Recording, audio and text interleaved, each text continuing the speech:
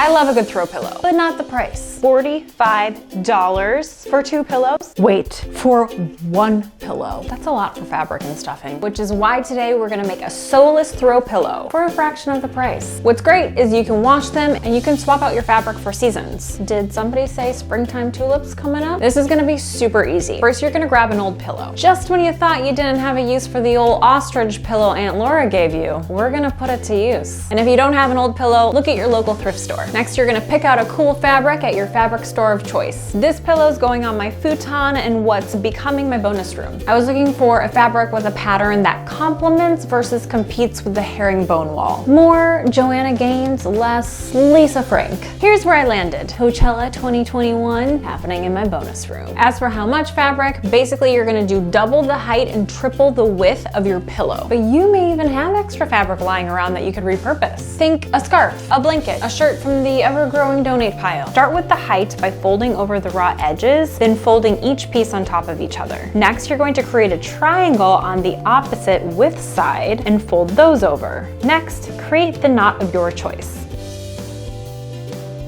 I like this one. And if you're not feeling a knot, that's a lot of knots. And if you're not feeling the knots, then you're gonna flip it over, call it a day. Look at that. Nobody even knows there's a knot there. No knot to be had. I think it's super cute. Money well saved. Nobody will ever know your ostrich pillow is underneath.